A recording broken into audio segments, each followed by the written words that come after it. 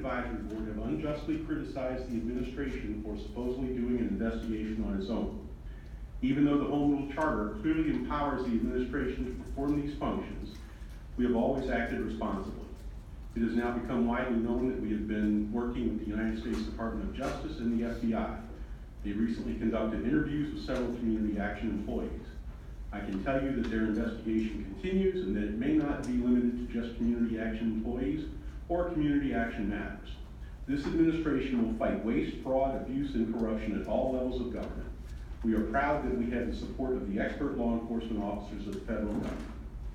Second, the council, particularly Councilman Jones and Perilou, the Community Action Advisory Board, particularly Richmond Boyd, and many newspapers have repeatedly attacked the parish president and my administration with their claims that I exceeded my authority or acted too quickly in taking action to address the improper and or possible illegal conduct by certain personnel in the Community Action Agency. As recently as the last council meeting, I was attacked for not waiting for the Attorney General's opinion. Mr. Boyd said he would abide by the opinion, win or lose, and Council Chair Sposito criticized me when I took the position that I would be governed by the law, notwithstanding any opinions.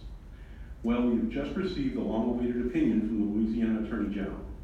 His study of all the federal and state laws applicable to the structure and operations of the Community Action Agency, as well as a careful review of the Lafourche Parish Home Rule Charter, have brought him to the very same conclusions that I and my team formulated and that justified our actions.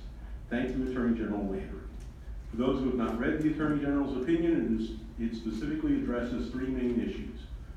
One, the Attorney General states that the Home Rule Charter divides the powers of the parish government between the legislative and executive branches, and, and I quote, mandates a strict separation of powers and functions, end quote, between those branches. Further, the Community Action Agency is under the executive branch of parish government, and its employees are employees of the executive branch.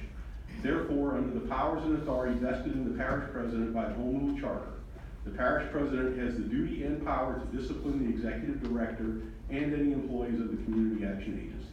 Two, the Attorney General specifically dismisses the completely incorrect position advanced by Councilman Jones and Mr. Boyd that the Community Action Board bylaws are controlling. He states that although the bylaws pretend to give the parish council the power to dismiss or discipline the executive director and employees, that position is just wrong. Rather, it is well established and beyond contest that the bylaws cannot override the authority granted to the parish president by the Home Rule Charter.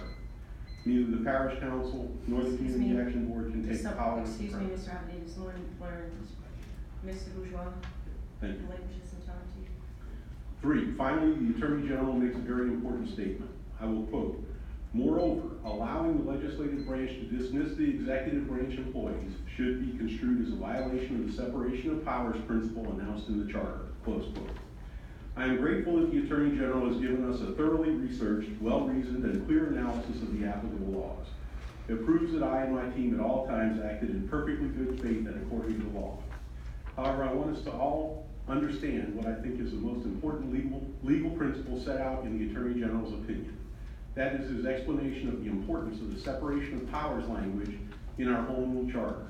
The separation of powers and the checks and balances in what is our Lafourche Parish Constitution is the very foundation of the guarantees of responsible government that serves the people of Lafourche Parish over the selfish or personal interests of politicians.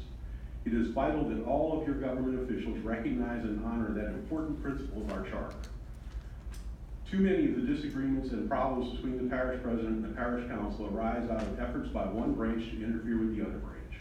I hope that this matter and the wise words of the Attorney General will be heard and understood by the council, all of the people, and everyone in my administration.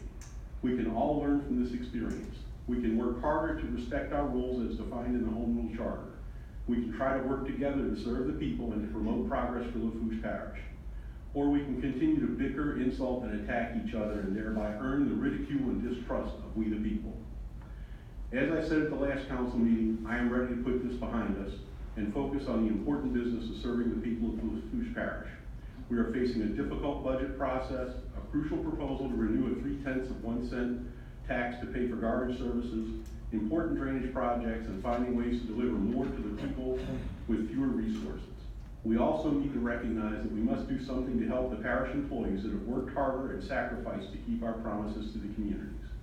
I invite the members of the council, the members of the Community Action Board, and everyone to join me in that worthy effort. I respectfully request the council clerk include a copy of my statement together with a copy of the Attorney General Opinion 18-0093 dated August 13, 2018 in the official records and transcript of this council meeting. Thank you, Parish President James Cantrelle.